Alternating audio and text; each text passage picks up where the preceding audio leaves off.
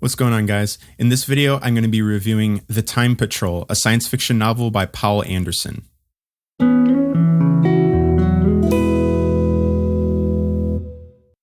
This is the second novel that I've read by Poul Anderson, the first one being Tau Zero, which I gave a 5 out of 5, and you can check out that review by clicking on the link in the description. Anderson is a great science fiction writer, and even if you haven't read any science fiction, his stories are really accessible to any fan base. So technically, I believe that Time Patrol is a collection of short stories because this first part that I'm reviewing is only 33 pages long, just put all into one volume, much like The Lord of the Rings is actually one giant volume, but split up and sold into 3 different parts.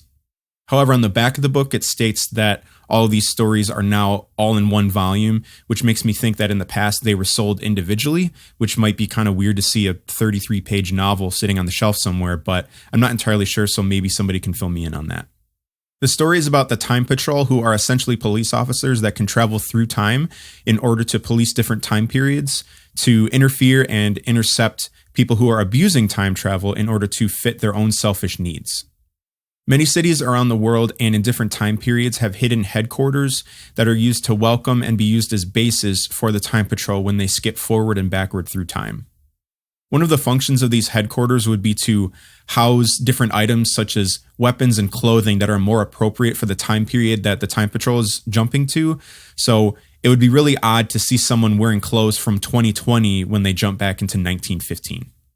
Our main character, Mance Everard, is recruited in 1954 and is sent back centuries into the past along with other recruits in order to train so that they can learn about time travel, learn different languages, and learn different protocols of the Time Patrols so they know how to handle certain situations. We don't know much about Everard just yet other than he seems really eager to help the patrol, but seems even more eager to betray them by helping his friend Charlie Whitcomb, who is also a recruit, change some of his past. Time as a concept in this novel is actually pretty interesting and is basically described as a rubber band where all events remain the same, all big events remain the same, but if you go back and change one small event, that larger event will still happen, but all of the in-between details will change in order to make that larger event still happen. It would take an extraordinarily smart and cunning person to change history all by themselves, because as soon as you do something, the future has evidence of you doing that in the past. So all they have to do is zip back in time seconds before or after you do something in order to arrest or punish you. Which kind of makes you wonder how effective the Time Patrol really is.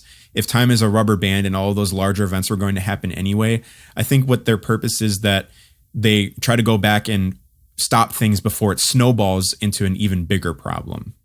I love learning about time travel and all of its paradoxes, so this is a refreshing new view on how time functions in general.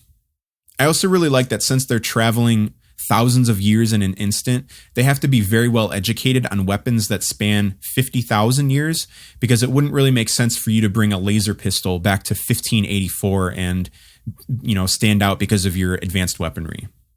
The main antagonists of this story are hinted to be the Denalians, who are a very advanced form of the human race millions of years into the future, who we briefly get introduced to at the end.